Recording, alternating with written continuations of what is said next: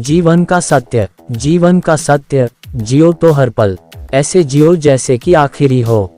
रमेश की दिल्ली में एक छोटी सी दुकान थी। उसी दुकान में रमेश साइबर कैफे चलाता था। रमेश की शादी को अब 10 साल पूरे हो चुके थे, साथ ही एक बच्चा भी था, लेकिन जिंदगी में अब पहले जैसी रौनक नहीं थी। सुबह उठो, बस लग जाओ पैसे कमाने में। जिंदगी अब बहुत व्यस्त हो चली थी। एक दिन रमेश जब दुकान पर गया तो सोचा कि आज मैं शाम को थोड़ा जल्दी घर जाऊंगा। रोजाना रमेश 10 बजे दुकान बंद करता था, लेकिन आज 7 बजे ही दुकान बंद करके चल दिया। मन में सोच रहा था कि आज पत्नी से खूब बातें करूंगा, फिर खाना खाने बाहर जाएंगे, थोड़ा मन भी बहल जाएगा।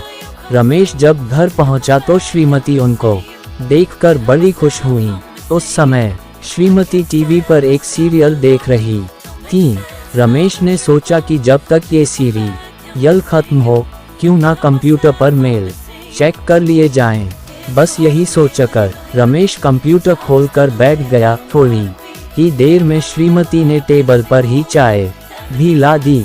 रमेश चाय पीता हुआ दुकान का कुछ काम करने लगा। मन में बहुत खुशी थी कि अभी थोड़ी देर में बीवी से बात करूंगा और खाना खाने बाहर जाएंगे। टेबल पर काम करते करते समय का पता ही नहीं चला और 8 से 11 बज गए। श्रीमती ने सोचा कि पतिदेव भूखे होंगे तो टेबल पर ही खाना भी लगा दिया। रमेश ने जब घड़ी में 11 बजते देखा तो सोचा चलो खाना खा लेते हैं, फिर थोड़ी देर नीचे पार्क में घूमने चलेंगे।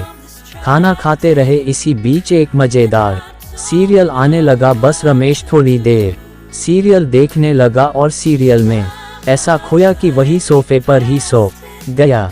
अचानक थोड़ी देर में आंखें खुली तो आधी रात हो चुकी थी। श्रीमती भी बेडरूम में आराम से सो चुकी थी।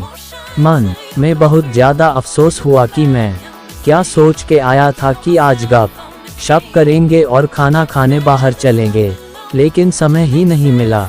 दोस्तों, हमारी भाग दौड़ भरी जिंदगी भी कुछ ऐसी ही हो चुकी है। हम सुबह उठते हैं और बस लग जाते हैं जिंदगी की दौड़।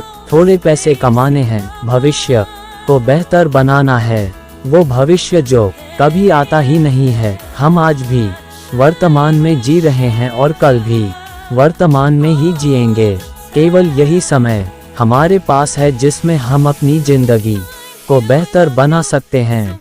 ना बीते समय पर आपका अधिकार है और ना ही आने वाले समय पर, लेकिन वर्तमान पर आपका पूरा अधिकार है। जिंदगी जी भर के जियो यारों, क्या पता कल हो ना हो।